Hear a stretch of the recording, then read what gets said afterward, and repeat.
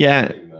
And we're live. All right. What's up, everybody? Other Life Podcast. Welcome back. I'm Justin Murphy. You know me. We're here with some regulars of the show and also some new friends. We have Ben in the wings, as always. Say Hello. hi. We got Jacob here, recurring guest. You'll remember from previous episodes. We got our new friend, Adam Jezianowski here, and other regular OG, Barrett Avner from the Contain podcast. And a little detail here. We just ate some psychedelic mushrooms. Not a lot, but we're not really sure about their potency. So it's a bit of a stochastic expectation here. This could go off the rails. It could be mellow. We'll find out. Ben is. If you could see Ben right now, you'd see a very worried person. He's It's my first time, so I don't really know what to expect. So it's just anticipatory anxiety of what's to just come. embrace it. Embrace That's it. what I'm doing. And for legal reasons, that's a joke. Absolutely. This is completely kidding. In any event, welcome. A little bit of housekeeping real quick. Everyone knows I'm doing a course on Rene Girard. Well, I'm not doing it. I'm facilitating it. My friend Jeff Schellenberger is doing it. Member of Indie Thinkers, great guy, super smart man, and very skilled reader of Rene Girard. That's going to be in mid-June. So if you want to grab the syllabus, you can go get that at girardcourse.com. It's a nice little study guide that we made. It's totally free, and you can just get it even if you don't want to take the course. You want to just study Girard yourself. Go download that at girardcourse.com, and then I'll also send you some info when we have more finalized details about the course. And as always, if anyone wants to send us super chats, the money will go directly to intern Ben, who's just an absolute mensch. He's been such a good contributor to the show, always coming out to help with the podcast and the technical assistance. And he doesn't ask for much. He just wants to be able to buy his girlfriend some fish sticks. And we used to say chicken tenders, but Ben is pescatarian. So that's about it as far as housekeeping goes. If I was watching today, I would totally send a lot of super chats for Ben. Also, you have an excellent panel here of interesting people to answer questions instead of just Justin's same old bullshit. You can get your questions answered by a whole panel of experts on different topics here. So any super chats we will address, and the money will go to Ben to thank Ben for his service. Thank you. All right. I should, before we get into it, we have a few planned topics. We're going to talk about some very sensational stuff, some very important stuff, extremely important, such as Dogecoin. But also we're going to talk about artificial intelligence, because Adam here, we need to give Adam a little introduction. Y'all don't know him yet. Adam is, he's actually working on artificial intelligence, more or less.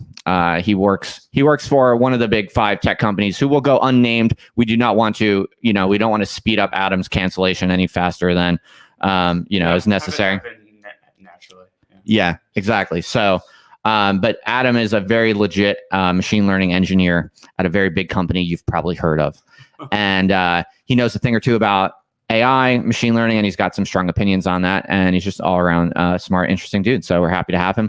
We're going to pick his brain about AI and some stuff like that. I know Jacob is very interested in some things going on in the news, like Dogecoin and Archegos and some other crazy drama. The financial world is kind of kicking off right now in many ways. So we're gonna talk about some topics related to that. And our good friend Barrett, unfortunately, we don't have enough mics for everyone to talk. So Barrett is just chilling. He's taking one for the team. He's kicking back. He'll be live tweeting the entire stream, so follow him on his tweeters. Or if the psychedelic mushrooms make one of us shit, Barrett can jump on the mic and when we leave the room. All right. The alleged psychedelic mushrooms. Yeah, alleged. Okay, whatever. All right. So with that, enough housekeeping. Thank you everyone for joining us. Other Life Podcast. How are you guys doing? And where should we begin? I'm feeling pretty good. Jacob, you were eager to get this podcast going. How are you feeling? Well, I took the vaccine a couple of days ago, and I don't think I've completely recovered. And I feel like that is maybe allegedly having some like cross effects with the things that we allegedly consume today. And I don't know. I feel a little jittery in my body. Dude, maybe you'll discover that psychedelic mushrooms are like a way of easing the discomfort of the vaccine effects. I believe that. that'd be a great discovery for other people. Yeah. Are you all following the vaccine and all this kind of stuff? Do people have strong opinions on the vaccine? I'm kind of like generally wait and see on everything when it comes to medical stuff. I don't think I don't believe the vaccine is like particularly bad, but I haven't gotten it yet. Have you gotten it? I have not. I have Yeah. no plans to get it. You have no plans to? Just not enough need for it. I don't get a flu shot, so. Right. Try to speak up into that a little sure, bit. yeah. Yeah. You can even raise it a little bit. You're a tall guy. I think like anything that makes your body feel like that can't be 100% good.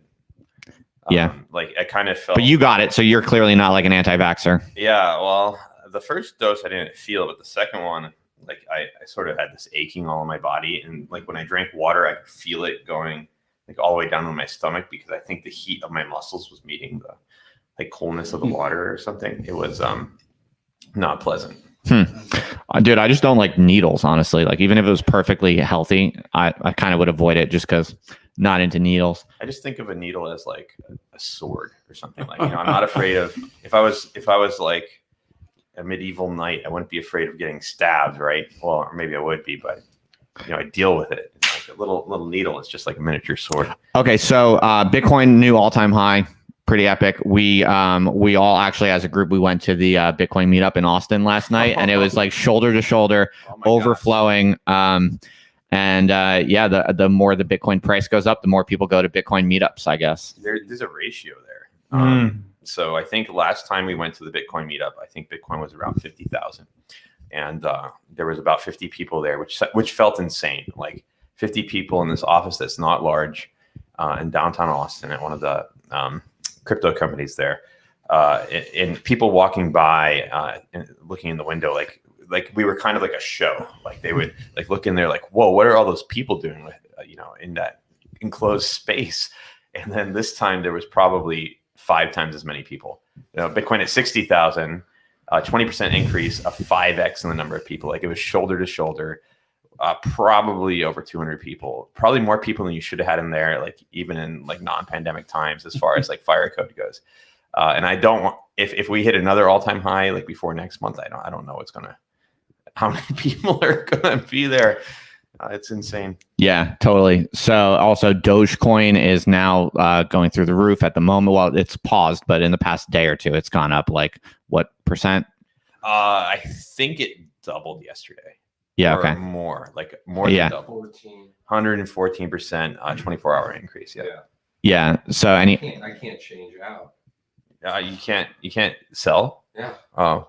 Yeah, it's crazy. Why? Why I not? don't know. It's on Exodus. It's locked. Oh yeah. I guess some of the brokerages are having trouble with their systems. Yeah. So I think Robinhood was shut down yesterday. I think Dogecoin. It's kind of literally stupid. It's kind of purposely stupid. So I've never bought it because it's kind of self-described as stupid. So what's your take? Yeah. Well, I feel a little, first of all, I feel very, grateful, but also a little greedy to be getting all my topics in before Adam really has don't worry about it. Has a chance. We'll hit him with the AI soon, but we got to make him wait for the AI. Okay. Well, this is the teaser stuff. I guess. Yeah, it's warming him up. Well, the Dogecoin, it's a pure meme coin, and it's constructed so that it has an inflation rate of 5% per year, which, is sort of very un-Bitcoinian, where like Bitcoin, I like to refer to as an art project on the nature of scarcity. It is like pure scarcity. That's what Bitcoin is. On the thesis that like the perfect money is one that is perfectly scarce. Whereas Dogecoin is not that, and it has a meme attached to it. It was sort of built as a joke to make fun of the idea of cryptocurrency. Mm-hmm. And I guess I think it's kind of what it's doing. As someone that has a significant portion of his net worth in crypto, when I see Dogecoin start making CNBC as a news item, I start to get pretty scared, because we're at this phase where like crypto is inching towards legitimacy, and like crypto itself is like kind of a joke to most people, but nowadays it's getting more and more serious. Like, companies are starting to buy it. There's probably going to be a Bitcoin ETF this year. A very pro Bitcoin person just got appointed to the head of the SEC. He actually has taught the classes on cryptocurrency at, I believe, MIT. and he's now the SEC chairman. So we're probably going to get a crypto ETF Based. So you have all this mainstream adoption going on, and then you have like Doge rocketing up the charts, right? And to the point that they're quoting it on CNBC. It's the 8th most valuable cryptocurrency by market cap now. And it kind of is this thing that maybe is like exploding the faith in cryptocurrency. It's sort of like it's sort of like crapping in the commons, kind of. And Elon says he believes in Dogecoin because like the funniest thing whatever is the funniest eventuality is the one that's most likely to happen. And I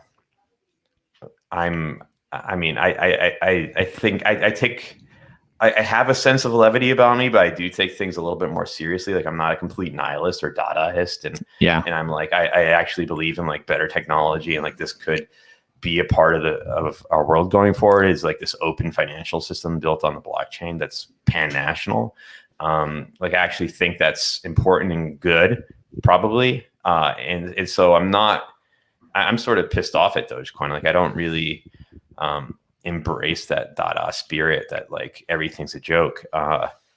But you can't deny that it's I guess So I think the reason Elon Musk likes to talk positively about Dogecoin is simply to create some smoke and mirrors for his pumping of Bitcoin. He doesn't interesting. So that's my theory anyway. He doesn't want to get in trouble for pumping Bitcoin, which it's someone with his kind of influence. He has, serious liabilities there. Like if he, gets accused of, manipulating markets, like buying Bitcoin and then hyping it up or whatever. So he probably, I think, wants to stay clear of that. And one way to do that is by speaking favorably about a bunch of things, many of which kind of don't make sense or clearly joking. And so I think by endorsing a few different things with different levels of seriousness and then buying some of them but not buying others, it gives him some plausible deniability if anyone ever comes at him later with accusations of insider trading or whatever they call market manipulation, whatever exactly the accusation would be. It's possible, but Elon was very much anti-Bitcoin until just this past year. Like he was tweeting things like how Bitcoin's based on nothing, and like he didn't believe in it like about a year ago, and then it was about three or 4 months ago that he got the religion and started, or maybe about 6 months ago, he got the religion and started being pro-Bitcoin. I think it's kind of a case of like fleas have fleas to bite them, though. When I see Dogecoin rising the charts, I'm like, this might take down the whole crypto ecosystem. There's going to be the speculative bubble in Dogecoin. People are going to lose faith in cryptocurrency altogether. Dogecoin is going to dump like 99%, and Bitcoin will dump like 60%. We'll all be sad. And I'm worried about that. But I think I think that is the function of Bitcoin to the legacy financial system. Like Bitcoin is getting to the point where if we have a blow off top like we did in 2017, we're talking about something. We're talking about 10 to 20x what 2017 was. We're talking about $1 trillion market caps. We're $1 trillion asset classes, multi-trillion-dollar asset classes, maybe 5-6 trillion. That's non-trivial. Like if Bitcoin crashes in 80% like it did in 2017, this time it's taking down a whole mess of it. You're gonna feel it all over the place. So like Bitcoin is sort of this art project that is turned into like this poison pill that could completely cause a lot of trouble and heartburn for a lot of legacy financial people, and it's like making a bunch of yahoos rich, and then Dogecoin is kind of that to Bitcoin, where it's this troublesome thing that could take down a lot of Bitcoin holders, but and it's making a bunch of like complete morons rich. So shout out to Cute Nomina for the super chat. The question is, does Dogecoin solve space-time? No, I'm afraid not. That's a relatively quick one, but thank you for the question. Unless anyone wants Dogecoin, it's not Perelman's conjecture. Unless anyone wants to dispute that. I'm not sure if people are hearing Barrett. You might get some echo from him, but he said it's not Perelman's conjecture. Did I get that right? Perelman, did you say? Yeah. Yeah, name right. I don't know that. I need to look it up. And shout out to Green Glassful, who's got a super chat here. You don't know Gregory Perelman? No, I don't. I do. I'm not. I need to catch up. He is the ultimate NEET. Yeah. Remind me, who is it? He's this Russian mathematician. I believe he held no posts and he had like no job, right? He's the guy who like declined the Bates medal, right? I think he lived with his mom. Yes. Yeah. Like just did math. He was like 42. He had like an epic beard and long hair, and he's the king of the NEETs. Then wow, Rejected $1 million. Good for him. Yeah, that's like Jean-Paul Sartre rejected the Nobel Prize. That's right. That's a badass move to reject prizes. I'm a big fan of this, especially when you're living with your mom and like, the prize comes with $1 million. Well, if you have a good mom who loves you, why do you need a prize? Exactly. That is the prize, isn't it? So, folks, Sartre didn't have a good mom that loved him, though. He just had Sartre, right, did not necessarily have that benefit. Said something that I theologically disagree with quite a bit. a lot of things. Well, I think in one of his plays, someone says hell is other people. Oh, yeah. No exit. And that's I think sort of the opposite of truth. Mm-hmm. There's an Orthodox saint that says in hell we can't see each other's faces, and so there's a sense of like hell being isolation and like thriving being more like living in communion with each other. To be fair, Sartre meant more that in contemporary society, given the pervasive bad faith that exists between bourgeois subjects, hell is other people, but not not ideally. It's not like the truth of human beings to be hell for one another.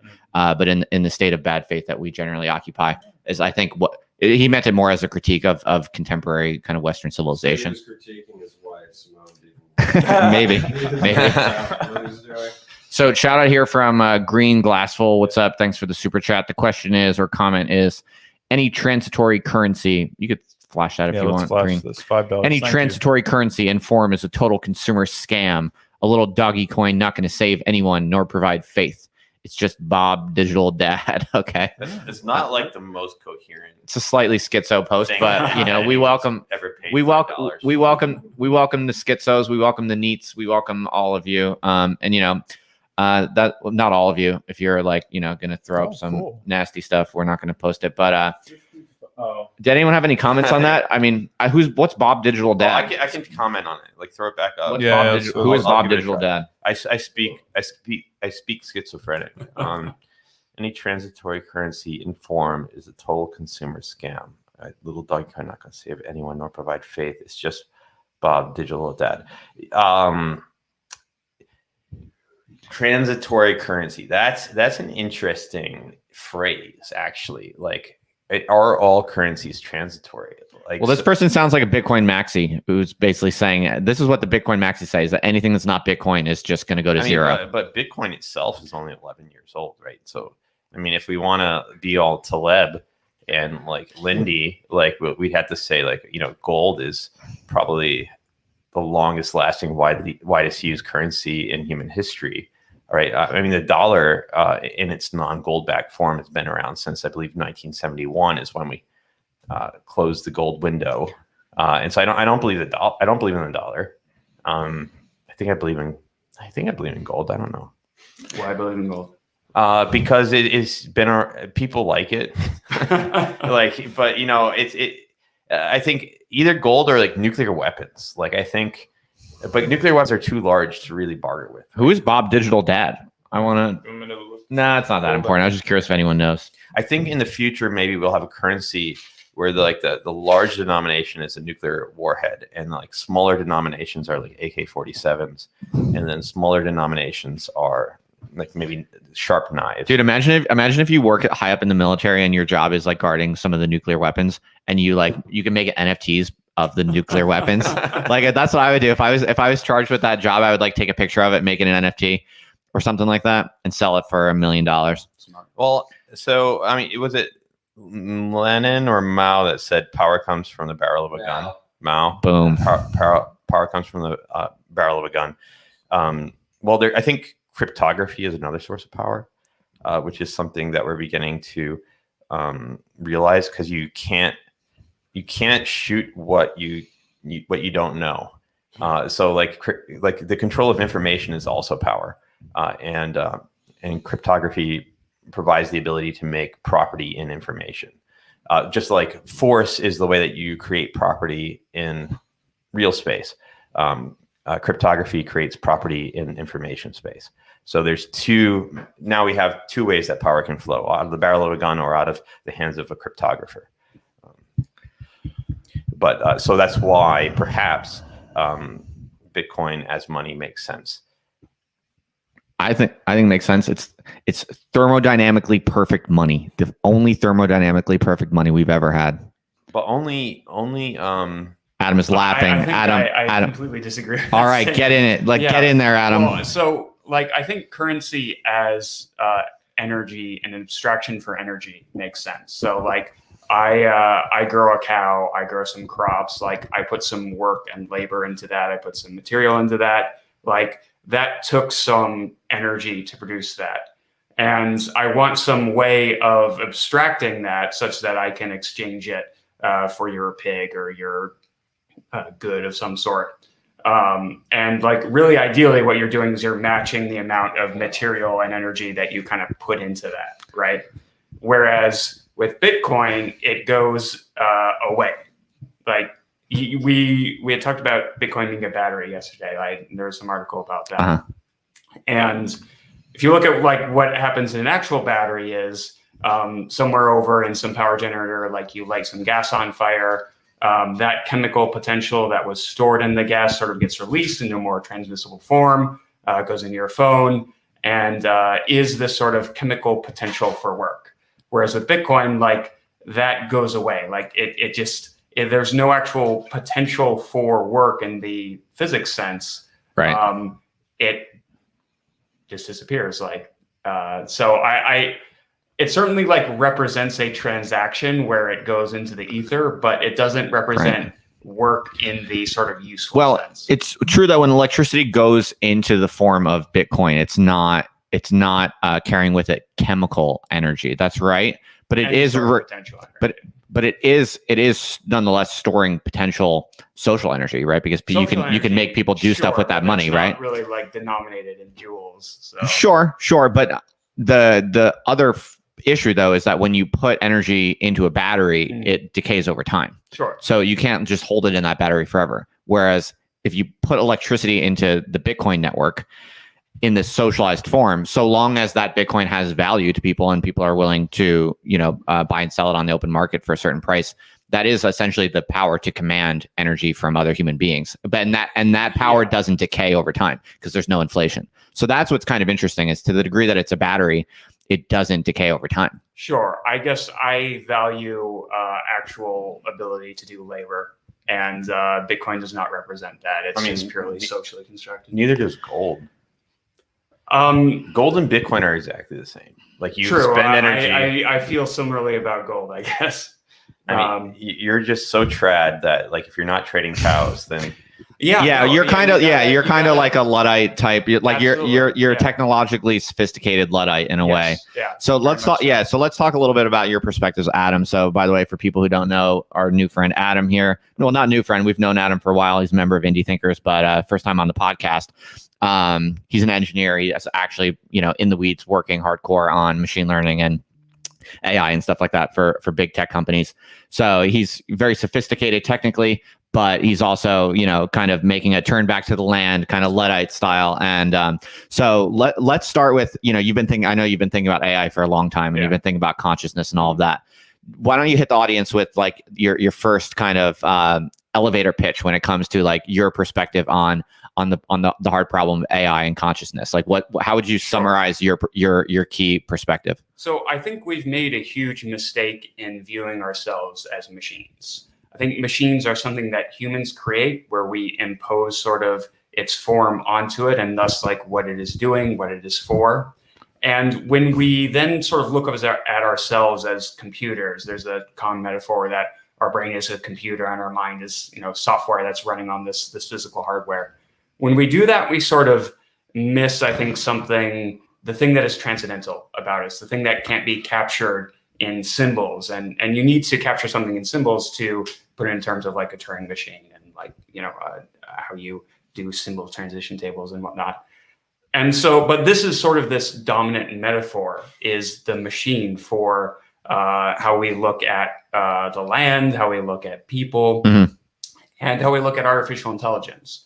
So there's this sense that, well, all we need is more data, all we need is more processing power. And once we get to that point, then we have something that is equivalent to us, that will be able to think like us, but even faster or even more, or even, be able to handle more data and whatnot. And I think that leads to this sort of idea of AI as God that just doesn't make sense to me. It doesn't exist in that regard.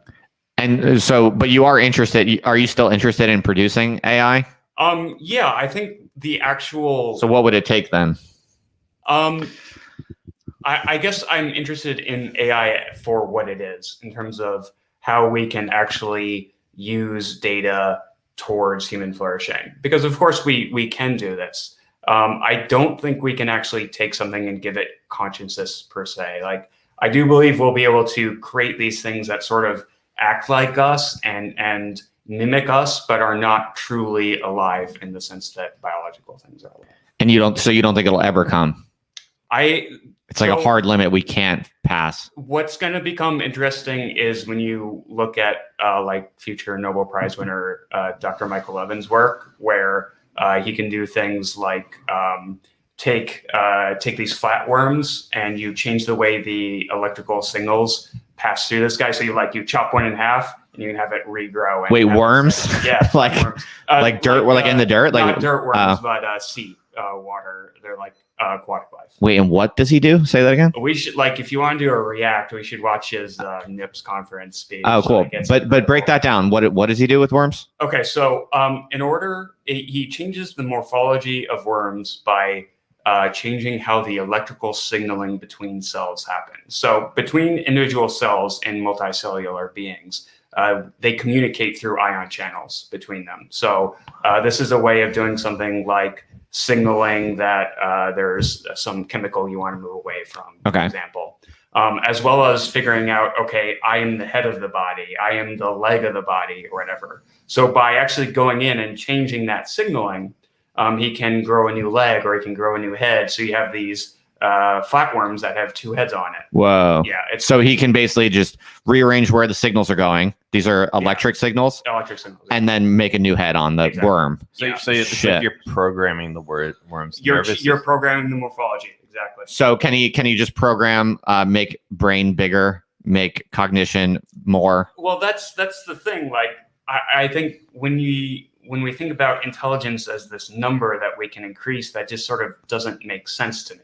There are things that would be interesting, like, okay, can we route the signals between neurons faster? But then maybe you give people ultra schizophrenia. So damn, that's cool though. I didn't hear about this guy. So is this very new? Yeah, it is. And he's probably the most interesting scientist alive to me. His work is amazing. Dude, awesome. Dropping knowledge bombs already. I like it. Go look that up, kiddos. Like your vision of the incompatibility of humans and machines, because it makes us special. Yeah, but I want to merge with the machine, so I'm disappointed by this. So one thing that's interesting to me, and I was talking with Adam about this the other day, is that our brains, our brain has electrical pulses in it, right? It's pretty regularly having waves of electricity go through the whole brain, and you can measure these and we call them brain waves, right? And the rate of waves in your brain of electrical activity flowing through your brain is something like 40 hertz. It's or less. So that's 40 cycles per second. And you look at one of these AI systems that like GPT-3, which is it creates text. It can do kind of eerily good conversation with people, and it's housed in some Google data center somewhere. It's probably doing Microsoft. Please. It's probably Microsoft. It's doing it's probably doing just teraflops. Probably maybe tens of teraflops to train itself and then to run. So that means trillions of operations per second. So there's clearly first of all, a human can do a better job than GPT-3 at holding a conversation. GPT-3 is interesting, but it's not quite human level. But a human's running at a couple of dozen operations per second if you're counting the brain as a computer, whereas this computer is running at tens of trillions of operations per second. Like that's qualitatively different. So it's clear, like whatever we are, if we are a computer, we're not anything like the computers that we have. Yeah. So one thing that's interesting there is there's a tendency for us to ascribe intentionality to what GPT-3 is doing, to talk as if GPT-3 is doing something in particular for itself. But really it's humans who have sort of constructed the game around it to describe, okay, here's the loss that I want to give it, which is basically, does it predict the correct symbol? To determine all the data that you feed into it, to determine the hyperparameters, like the amount of words it looks at inside of itself. And all those things are things that we have chosen for it.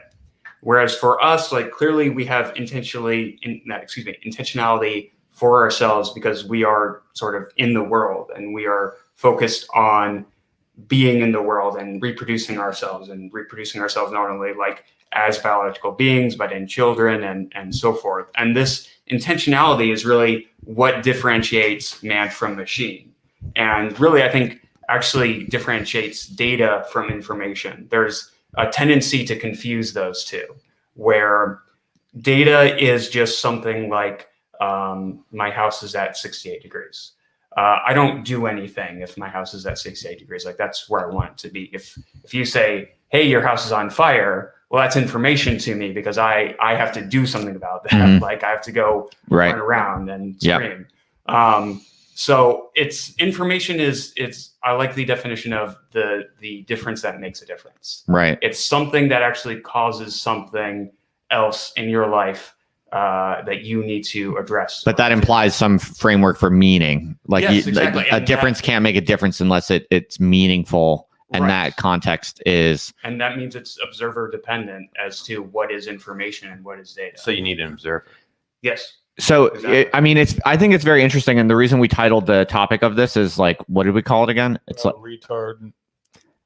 Why is intelligent AI retarded? I meant that technically, like, why is it going so slow? Because if you remember, for a few years, it was like all the smart people were obsessed with X risk and AI. This was like the meme among like high education, high IQ people, is like artificial general intelligence is very possible. There are all these ways in which it could like destroy the world. And that was very hot for a few years. And then I feel like it's like gone way, like people don't talk about it nearly as much. And yeah, so I'm just kind of curious why it's not developing faster, maybe. Well, I think it goes through phases, right? Like the first AI bubble was in the 80s at the MIT Artificial Intelligence Lab, I guess. Like they made Eliza, which was this like a chatbot therapist, and they thought like, wow, like, you know, with most things computational, once you get something working, it sort of follows this exponential curve. So if this thing can chat in a way that sort of looks a little human, like now, then by 2000, we're going to be completely replaced by robots. Right. And it just turned out that it didn't happen. Oh, right? Real quick, by the way, Ben, are you feeling the mushrooms yet? Yes. How do you feel? Great. You like it? Amazing. Yeah. Very good. Yeah. How does your hand look? Great. Yeah. I was just admiring the, I guess, cuticles, how clean they look. I definitely feel it. It's like, yeah, it's super mellow. You could if you want. Yeah, you could if you want. Do another. Although, never mind. I mean, we don't actually have any. Oh yeah, that's just a joke. I mean, it's just part of our joke. Part of our great joke. So super chat here from Chthonic Devices. Yeah. Have you read Wilhelm Reich? This question is for everyone. Have you read Wilhelm Reich's work, Brutally Oppressed? Books literally burned and finally died in prison. Modern trauma therapy founded on his ideas. I just want to bookmark, by the way, that I would like to talk more. I might want to talk more with Adam about his thing. Jump back to that. Oh, we can come back to it. But we're going to take the super chat now. I like how you're telling them that. Like, you should look at me and tell me. We can go back to it. Here, you can like if you want to. Yeah, I feel like Wilhelm Reich is a little bit misinterpreted that way.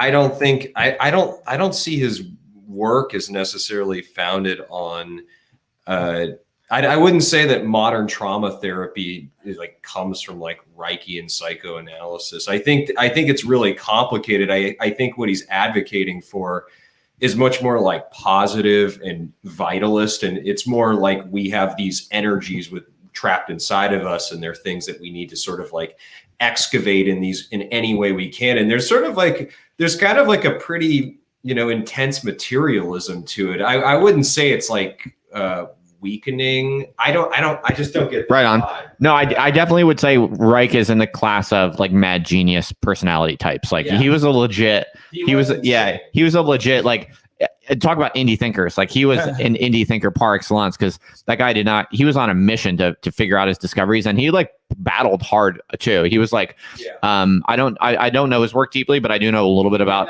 his biography. No, but he was definitely seen as an outsider and maligned, but he was also passionate about like trying to test his ideas.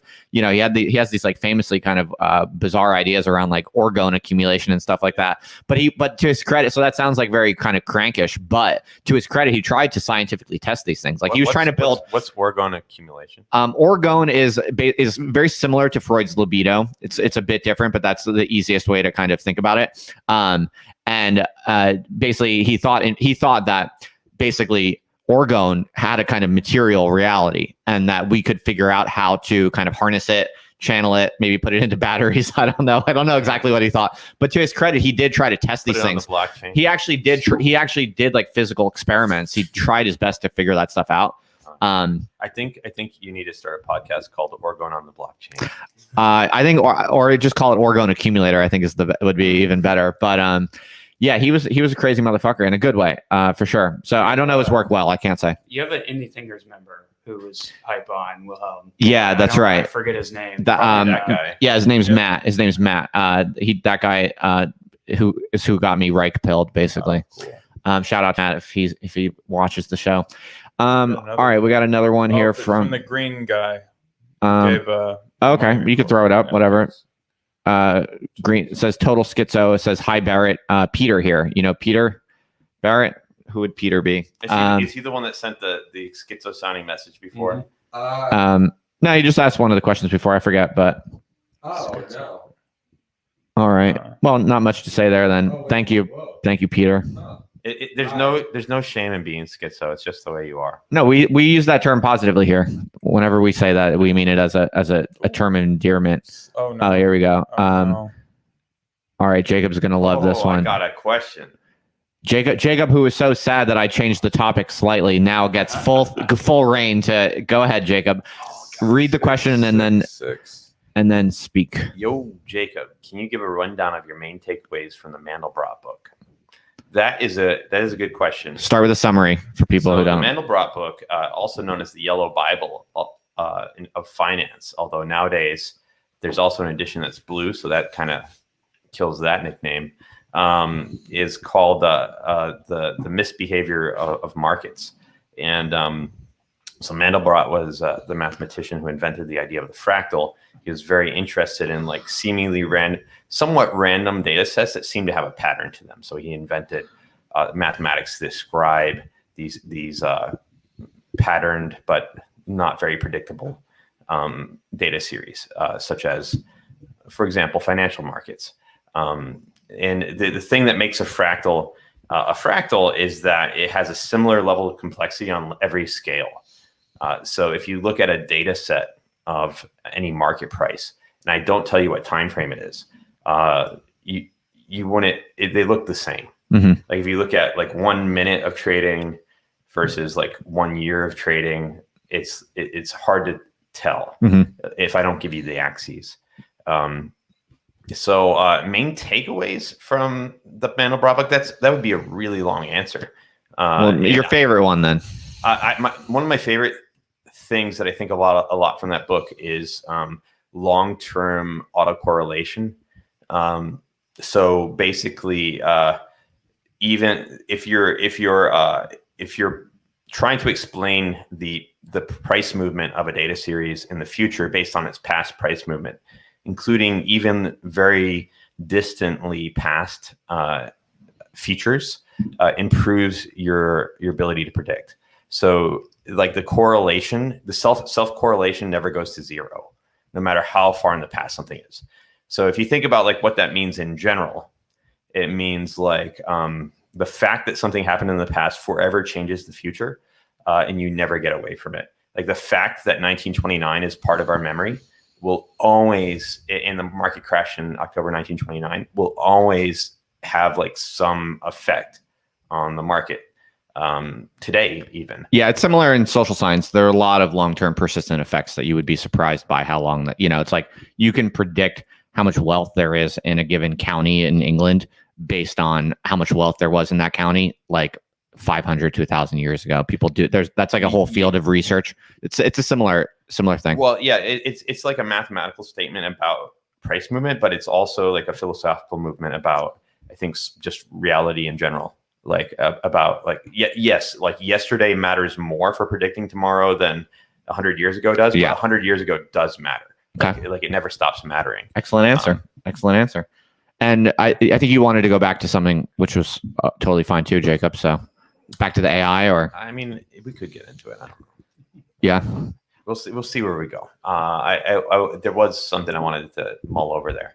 Okay. I guess we're kind of doing a rapid fire thing, and I'm more deliberative. I'm a Joe Rogan guest wannabe. Like I want to take 3 hours on a topic and jerk around, but I feel like this is more. Well, you wanted Joe Rogan, but guess what? You're fucking stuck with me. This is more Crossfire. This is more like Tucker Carlson. Yeah, this is more based. The Tucker Carlson of indie YouTube. Please don't. All right. We will take more super chats if you want to send them. We're happy to talk about whatever you want us to talk about. In the meantime, we will carry on our friendly bro down here. So I'm feeling kind of good. Yeah. Yeah. All right. Physically. You don't have visuals, do you? No. Okay. Do you? No. But it's almost just like I just feel warm. I mean, it is. Hot. It's actually hot. It's hot here. Yeah. I feel warm inside. Same. I mean, Justin is a cheap ass. That You could crack that window, Ben, if you want. Yeah. What'd you say? I'm a cheap ass? He's a cheap ass that doesn't turn on his air conditioning. No, we have it. Air conditioning's on. It's just when you have like 5 jacked men like us here, we emit a lot of body heat. Ben is opening the window. What do you guys think of bodybuilding? Is it? I think it's kind of try hard. I mean, Is it cringe or base? It's fine. I That's cool. I don't think positively or negatively. I mean, I like lifting weights for sure, but what phrase did you use? Bodybuilding, specifically as the idea of trying to like build your body sounds a little kind of gay, to me. But is it gay or straight? I think it's kind of gay. Yeah. Kind of gay. Yeah. Well, I guess I just kind of feel like as a man, I want to be healthy. I want to look good. I want to be strong physically and like functionally. Yeah. But I don't want to become obsessed with my own muscles. Like, look at my bicep daily. I want to see that get way bigger, baby. And like, I think that's not the ideal. You're not in a Ziz. What is this? He's like, he goes, "You Myron, bro." You Myron. But to be fair, I'm not throwing shade on people who like to get super jacked. I mean, I understand the appeal. It's just not for me. I think I'm not that interested in my own body. I don't know. What do you think? I got a trainer now, and he's a competitive bodybuilder. And so he's been teaching me how to lift. I don't intend to be a bodybuilder, but I just want to get off my ass and get stronger. But it is a little gay, I think, to hear him talk about like he met the guy after Ronnie Coleman that was really famous. What was his name? I forgot. I used to know some bodybuilder's name, but he met one of these huge Jake. Is there a Jake that was like one of these big bodybuilders? Anyway, he met this guy. The guy who died. You think he's still alive? But he's like post Arnold, where people started getting bigger and bigger and more steroidy. Oh, I find it hard to look at, dude. It makes me want to vomit. But he said he like shook this guy's hand, and he could see like even at a distance. He was saying even at a distance, I could see like when he moved his arm, how like the tendons were like rippling on like, the forearm. And he was like, he's like so defined, and he was like excitedly talking about like this other man's rippling forearm. And I'm like, and as far as I know, this dude's like straight-ish. straight, but Yeah, I find it like gross. the miring is like Now, I mean, I think like powerlifting is cool. The idea of like trying to be more powerful and shit, I think is cool. But the idea of sculpting yourself and getting really obsessed with like the sculpting of your body, that's where it kind of becomes a little like narcissistic and fixated. the I Greeks think started it, right? The Greeks were really into it. But and they were gay as hell. They were They were super gay, dude. That they had little parties like this talking about ideas, and then they'd all engage in sexual behaviors with each other. It's extremely that sinful. will not happen. Dude, Alcibiades, man, Socrates was fucking around, dude. I don't know. Okay, we got What else we got? One thought I had yeah. lately is that I've gotten too wholesome. So like if I hang out at like a cool people party now, like I stick out as being too wholesome, and everyone's like gayer than me and like more tattooed than me. And that used to not be the case. Like I used to be like as gay as everyone there. And so now I'm like trying to like come to terms with the fact that I've become a square and I've like aged out of youth culture or something. I might personally stop saying gay, because the more I say it, the gayer it feels to say it. I'm like I think what I needed in my life was like a period of time where I allowed myself to say gay, because when I was a kid in like 5th grade, that's just how me and my boys talked. So like I always resented people who wanted to tell me I can't say the word gay. But now that I have the freedom to say it, and I say gay every now and then, now I'm kind of like over it. And I think I'm now officially going to retire gay from my. I just don't need to anymore. The more I say it, the gayer I feel. I feel like I'm LARPing my fourth grader self. I don't know. We just grew up right there. Well, Barrett and I were talking about this in the car the other day. What were we talking about? How like I believe this is true, that among the Gen Z kids, like the young men who like when I was in 5th grade, we'd use the word gay and call each other fags and stuff like that. But now I think it's popular among Gen Z kids, young men, to call each other the N word with the soft A ending. I think that's like a popular thing. Is that what you want to transition to? Yeah. Whereas like I would never say that word, even with I'm too old for that. Yeah. But it is like a huge part of youth culture. To like kind of ironically call each other. Yeah.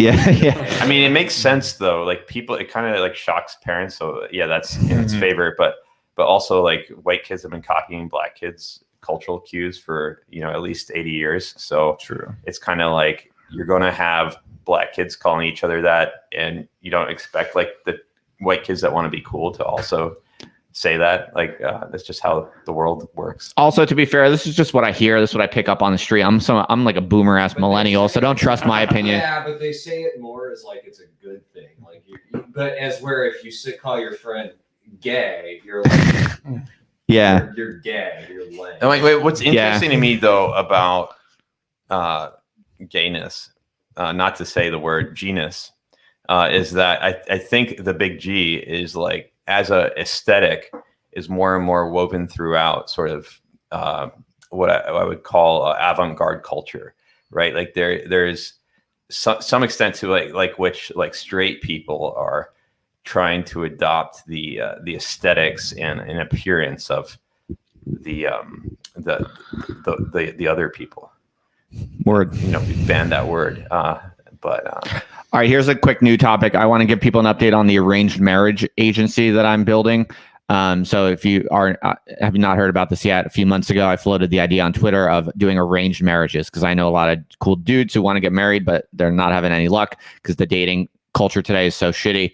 I also know some sweet biddies who are trying to get hitched but can't find the right guy. So I was like, all right, here's what we need to do. We need to bring back the Eastern tradition, not even Eastern, but just like actually a longstanding tradition in many cultures of, but probably most famously associated with kind of Indian culture, of arranged marriages, where you just basically say you're ready to get married, and then you put your name in, and then someone comes around and just tells you, all right, we found a person for you. You two are going to get married, whether you like it or not. Just fucking go and get married. So I was like, we need to bring this institution to the modern Western civilization. So I made like a little entrance survey and had people made arrangedmarriages.co. You can go submit anytime if you want. It's totally free. We only ask for payment when we actually give you a spouse. And I launched this like a few months ago. We got like 1,000 submissions, so not bad.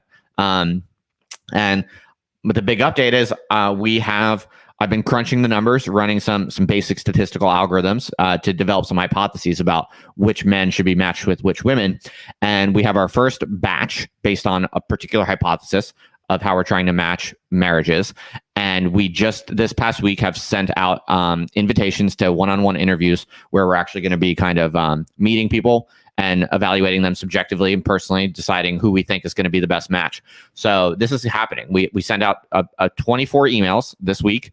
And so I'll give you updates soon on whether or not we find 2 people who actually we think are a good match and tell them to get married. I'll give you updates on that later if that actually comes through. I believe it will. But what I can tell you a little bit about is the hypothesis that we're starting with. So people might find this kind of interesting. Like, okay, Justin, how do you plan on making marriages work? You know, what you have all this data on people, and what's your theory for how you're going to make marriages? And so the way I'm thinking about this is that basically, you know, with 1,000 people, and it's going to be more and more as more people submit and apply for this. But my thinking is that basically, I'd be curious about your perspective from a data engineering perspective. You too, Jacob, all of you. But way I'm thinking about it is I'm testing hypotheses individually one at a time. So we're doing a combination of quantitative approach with qualitative, because we're going to have people actually interviewing and using subjective judgment to make some intuitive estimates of who's best with who. But the first layer is this data analysis approach where we're just basically making the initial batches. So what I'm starting with, I imagine doing multiple of these, but the one we're starting with is first, we filter it down to people who are generally happy, because one of the things you find in the research is that guess who's most likely to be happy with their marriage? It's just happy people. So it's like not sophisticated dyadic theory, really. It's like actually individual level variables are most predictive of marriage happiness in some way. So that's kind of an interesting thing. We start with just the people that are, based on their Big Five scores, are most likely to be happy people. That's the first filter. The next filter is we're basically selecting men in the data set who have the most money. And then we're selecting women who don't have a lot of money, but they're hot and they're high on the agreeableness dimension of personality. So that's like the basic first hypothesis. And the way I'm thinking about this is I can slice up the data quantitatively in any number of different ways. But what we're going to do is just this kind of like piecemeal approach where it's like one hypothesis, as I just articulated it, that makes a batch of about 25 people. And then we talk with all of them. We see if there are any matches. If there are, okay, hypothesis, you know, it's a promising way to slice it up. But if not, then I'll slice the data up in another way and see if that works. And my idea that over time is not only are we going to be able to make marriages, but we're also going to get some interesting data on what types of what really are the predictor variables that allow 2 people to, you know, take the plunge and get married with each other. And then over time, we'll have a data set on like what lasts or what persists. Now we're probably going to need a much bigger data set to get like, you know, any interesting results, especially on that long term. But that's the first stab at it. So any takes, any impressions, or sound promising, sound dubious? What do you all think? As I said, arrangedmarriages.co, it's open. You can submit anytime. And we're going to be trying different approaches to match people. Is it going to work? I'll let Adam take the first crack. I guess on some level, I'm somewhat offended of the idea of reducing like marriages to data. Yeah, like right. This sort of reduction, similar thing with like consciousness and the idea that we can reduce ourselves to these quantities, like seems at the same time like you have to cut things up somehow, right? Like, I'm not reducing anyone. I'm just I trying to make some best guesses about how to sort of like throwing bones, but slightly more technological. What do you mean reducing? As in, so the question is, what do you mean reducing? As in your relationship with another person is much more than your agreeableness score or how much you make or whatever. These are sorts of quantities. Yeah, okay. It's sort of bloodless. Yeah. Well, yeah, but the thing is, it's just making our best guesses as to who to match. But the ultimate result is the opposite of bloodless, right? The end result is like deeply humanistic. Like we're telling people to get married. All sorts of bodies. So my attitude is that if you need to do some kind of like cold analytical reduction to get marriages made that otherwise would never be made, that's such a huge net gain to like human connection, right? So I think the net effect is overwhelmingly like pro-human, warm, and bloodful. Well, I just think like when you're in a culture that's like not working to get people married, like you have to use all the tools that you can, even if they're like not the ideal tools. Like ideally you would meet someone and you'd hit it off, and it would be there'd be birds singing and music playing and then you'd get married and you'd have kids and you'd start a family and you'd live happily ever after. But what happens nowadays is you have those feelings and then you stick around for 9 or 10 months until they go away, and then you get bored and then you leave and you just do that over and over. And like, or you live together for like 6 years and then it's just like nothing happens. Well, good intentions pave the road to hell, and I think that it's easier said than done when all the butterflies fly and things are actually like, you're in that pink cloud phase. I think that's when you're at the capperses of the most danger when it comes to romance. That's when shit usually explodes. That's when people usually get their heart broken and they go through the process, and then they go through their quarter life crises, and they, there's too many variables people can exploit through just like almost like meeting analog wise now. Like you basically have a better chance of mediating your relationships digitally and then forming physical ones through that than otherwise. Like I actually really believe that because I think that when you meet real life DSM-4 dark triad narcissists, they can do anything within the physical domain to exploit you and make you subservient to them. And before you know it, you don't even know who you are anymore. you sound like someone who's been hurt, Barrett.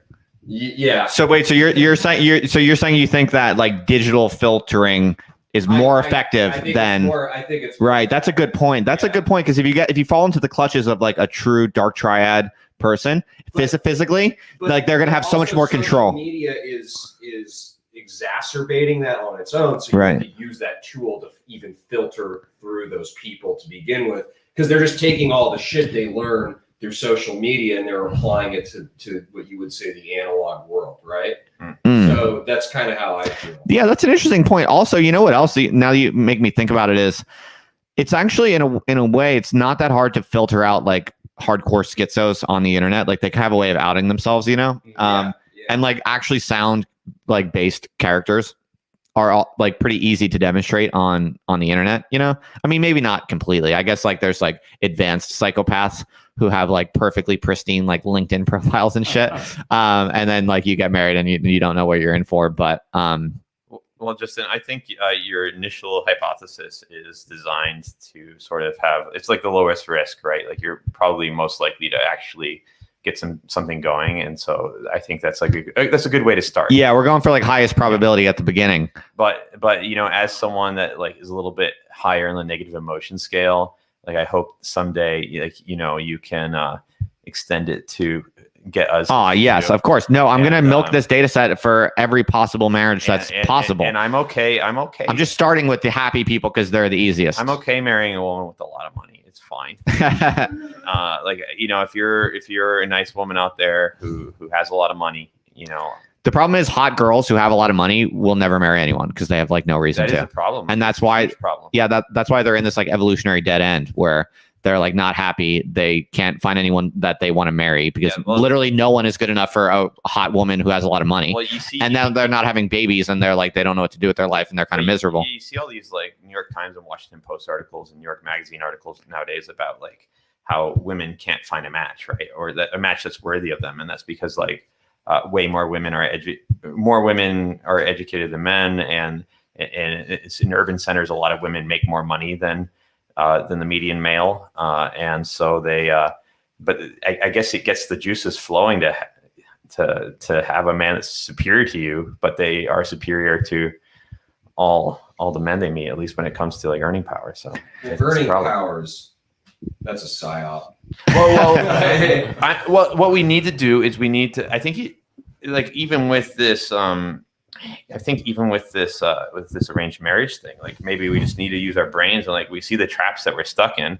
You need to just like bite the bullet and say, we have a solution out of here. It might not feel good, but if you're committed to it, like as the relationship goes on, it's going to get better and better. This is what I think. So it's because like the princess meets prince and they have the birds singing and they get married and live happily ever after. That thing's not happening. So the reason I want to do we need to do something else. Totally. The reason I want to do arranged marriages is because basically if you've made it into your 30s or 40s and you maybe even your late 20s and you're just that type of person who you're sick of dating, you hate it, it's not working out for you, and you also have a deep inner conviction that you want to be married, you want to have a family, and you want to get on with life and get those things, then ultimately the genius of marriage, which a lot of people don't understand, is that it's not going to be perfect. It's never going to be perfect. The reason it's genius is because you fucking tie each other to the ship and you're not getting off that ship whether you want to or not. What that means is it makes you just figure it out. It makes you find a happy equilibrium. You compromise. You have to compromise because there's no getting off the ship.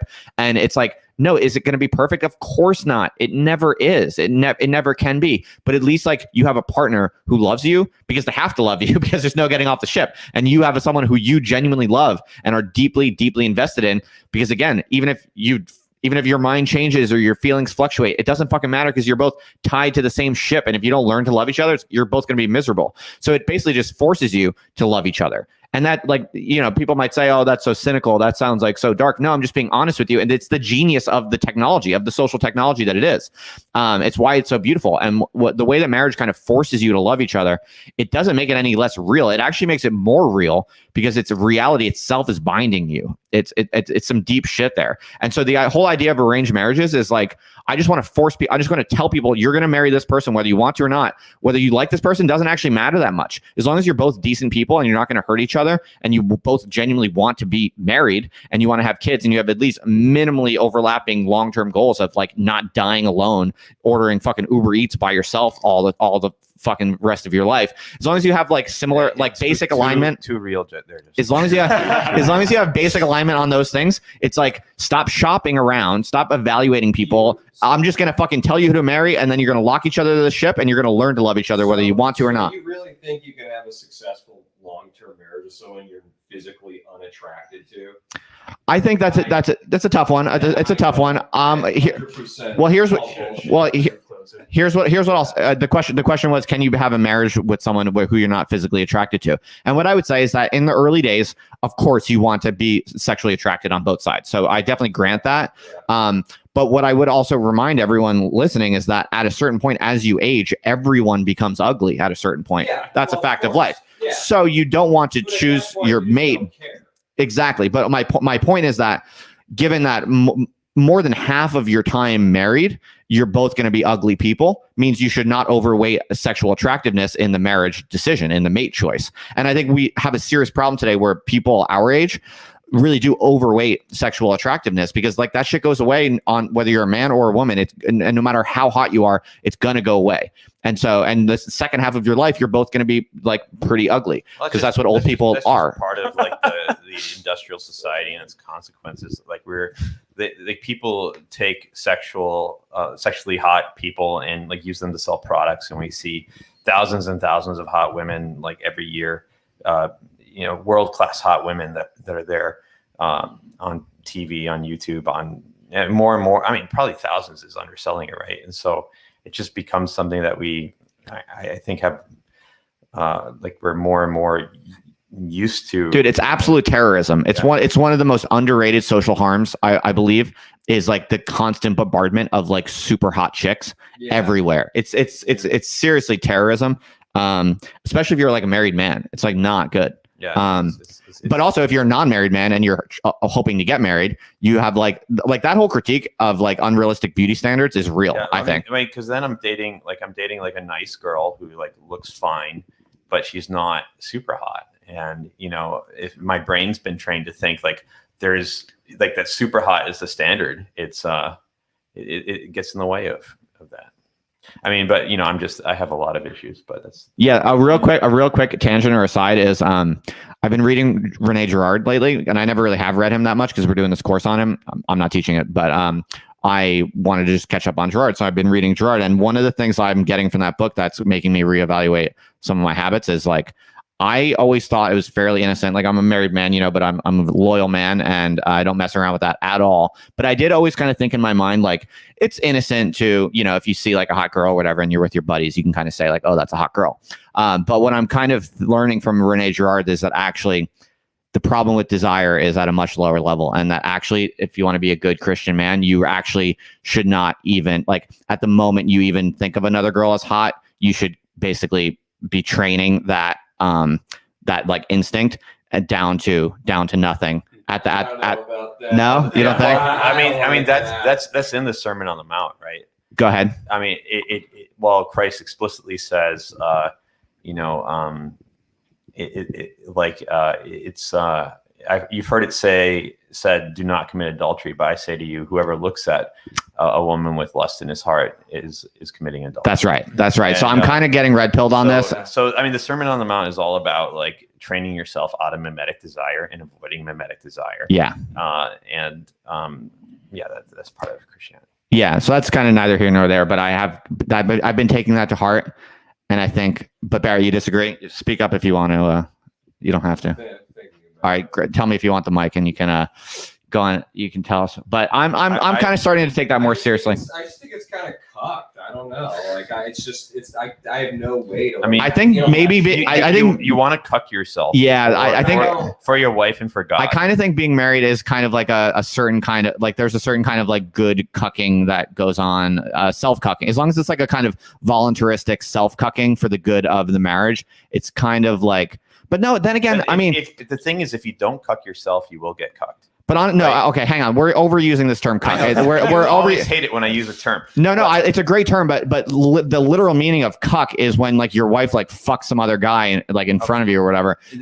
Like so. If you cuck yourself, she will fuck another guy. Yeah. Okay. I see what you're saying. Yeah. If you're too cucked, you straddle a very fine. True. Line. So if you're so Barrett, you think if you're kind of like too loyal to your wife, then then fuck somebody else. Ooh, okay.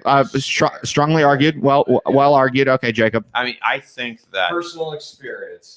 The idea. So in popular culture, right? Like this term "cucked" has come to mean like someone maybe that has too much inhibitions or has too many limits on him, or so I would just say like if you're like, well, I'm not going to accept any limits on my sexuality, like it needs to flow freely, then I think, you know, the culture at large will give you lots and lots of outlets to like indulge your sexual feelings, and then what you don't end up doing is ever actually having a long-term relationship and building a family. You're sort of letting all that energy flow all over the place. And so I agree with that. It's never like concentrated in one person and one in building a family. And so I would just, when I say I won't, I like to make clever phrases. No, that's good. Sorry, but here's what I'll say to that also, and thinking about Barrett's argument is that I think if you're a married man,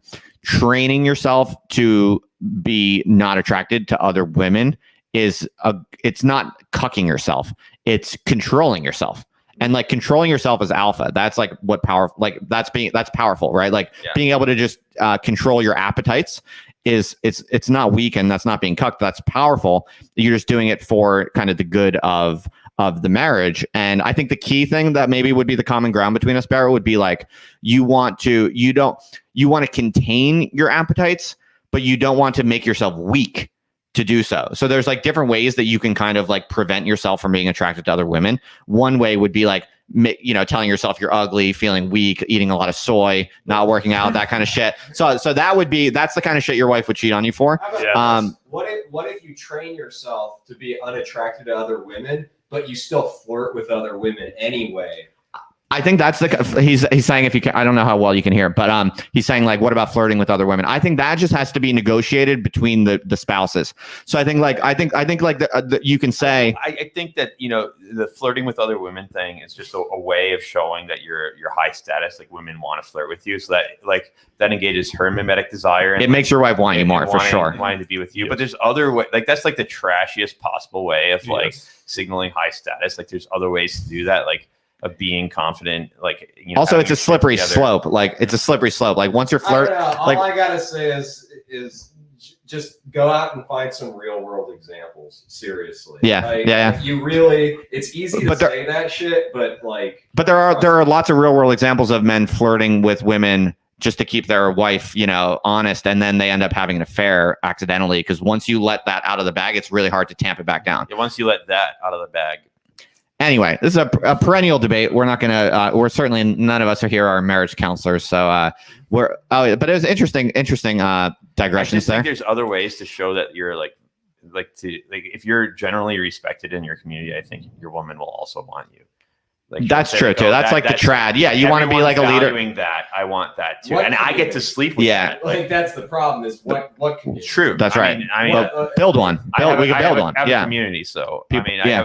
I have like a healthy church, so that's So just what I have a community. Good. That's true. That's a beautiful thing. But you're right. Only people who like a relatively small number of people have a healthy community, and it's a sad thing. Barrett's right, but it does. We can just like figure out how to have good communities. So like it's not impossible. Yeah. No. And you're totally right. That's a goal you should build towards, but don't delude yourself. There aren't that many. It Totally. doesn't exist really, Totally. especially in this country. Yeah. No, it's true. The atomization is bad for sure. All right, we had some super chats. Let's see. We had one up before that we skipped. Yes, this one's more on topic. The- So I was going to do them in Oh, reverse. The one I be- also just wanted yeah. to address a few things I saw in the chat. Yes. One was like accusing us of drinking sugar water, and I just wanted to mention like these are Yeah, not. that's not. These have no sugar in them. Oh, like, they are like hot pink though. They're kind of gay looking. Yeah. And the other thing I said I wouldn't say that anymore. There's nothing gay about Myron, and I just wanted to say that Justin has really nice eyelashes. It's Shit, I've been told that, man. It's very I actually true. have very Yeah. long eyelashes for men. Yeah. He's not fucking around. Yeah. So What is Myron? What is something. Mirren again? admiring, Oh, okay. Myron. admiration. All right. The question here, and we'll go back to the other one, but the question here is the only form of marriage considered valid in the Bible, all caps, or when the dude buys the woman from her dad with 5 goats. Oh, dowry. Yeah. Moses would be disappointed with us. Well, my arranged marriage agency is going to have an option for securing your bride with giving us 5 goats.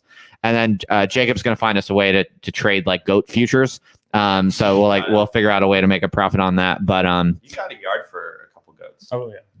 yeah, but if we have tons of men sending us 5 goats, we're going to need to like financialize that somehow. we gotta- Pretty big yard. Put a True. limit on that. Moses would be disappointed with us. I think not. I think Moses would be proud of us. But thank you for your comment. And then this question was, The whole Protestant biblical culture is alien to me. can everyone in the room tell their craziest or wildest experience they had on psychedelics? Anyone got any good ones? I definitely have some. I drove a car once while I was like tripping. But thankfully nothing bad happened. Don't do that. kids. Yeah, don't do that, kids. I'm trying to think craziest experience. What was it?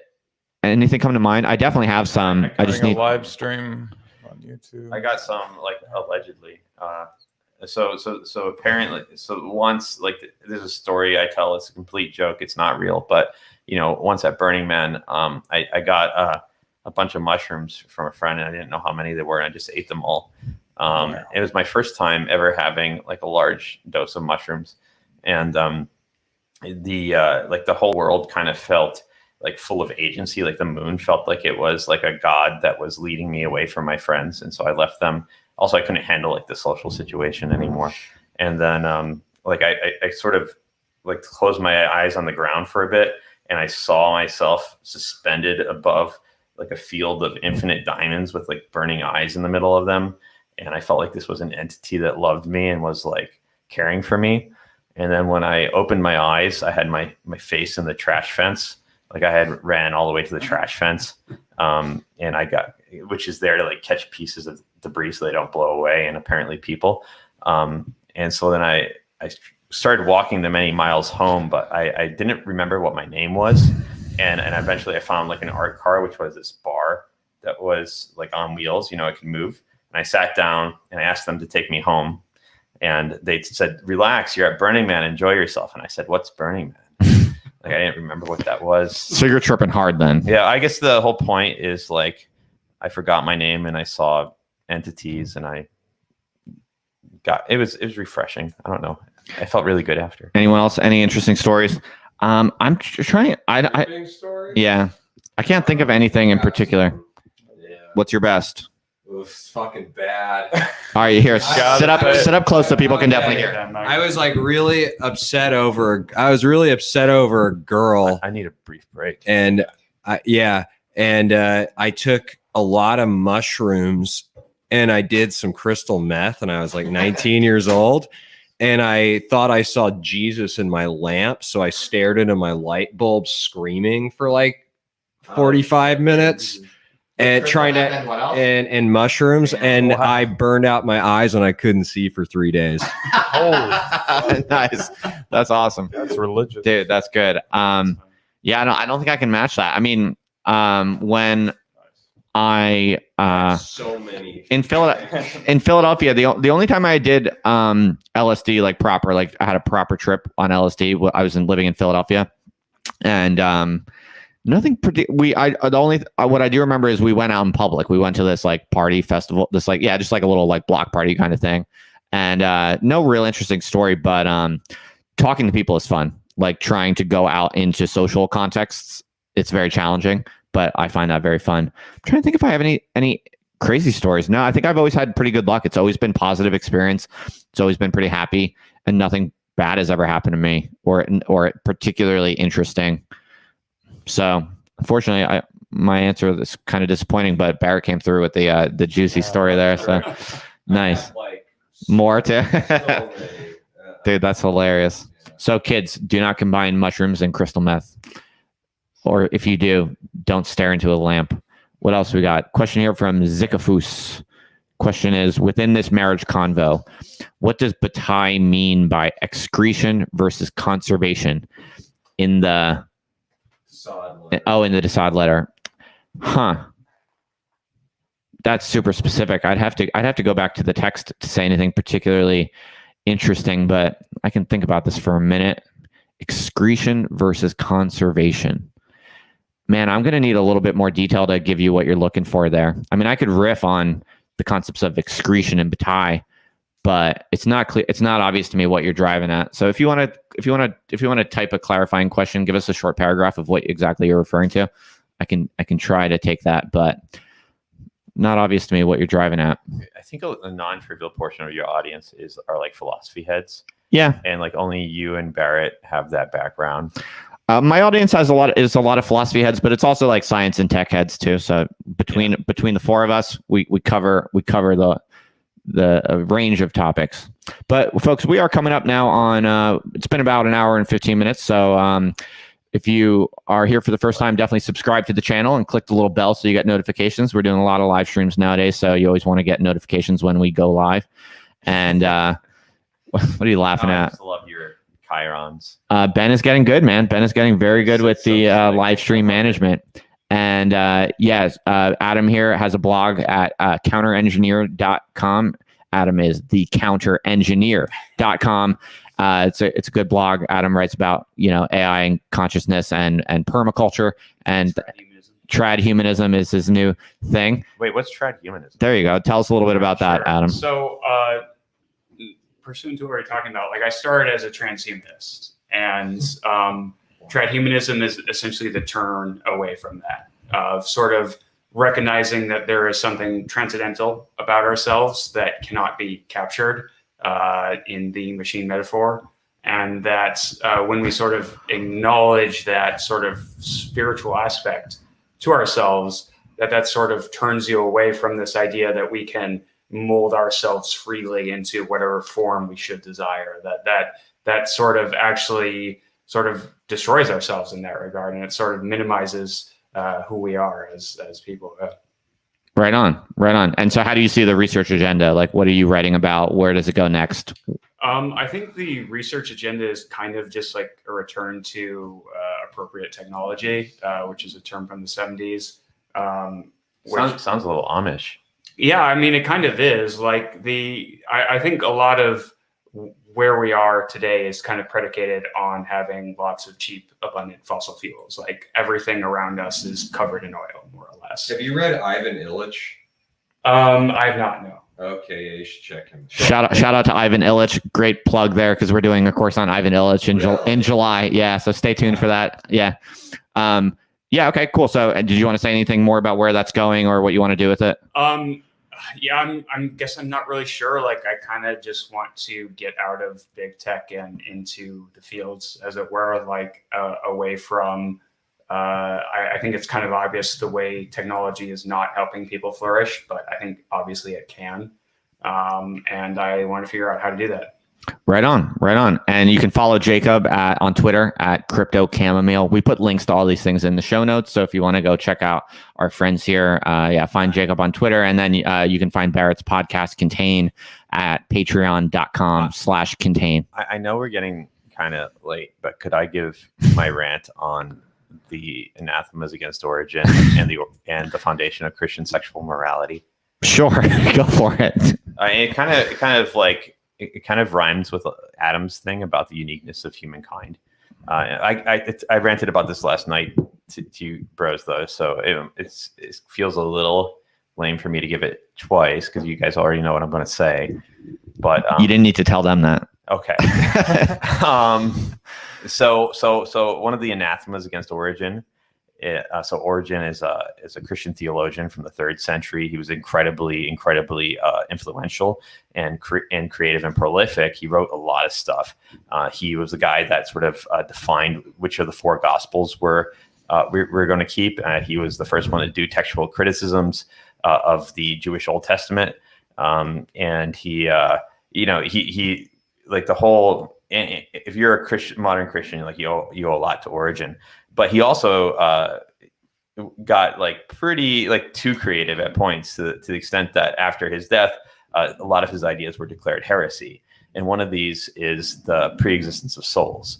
So there's an anathema against the preexistence of souls. And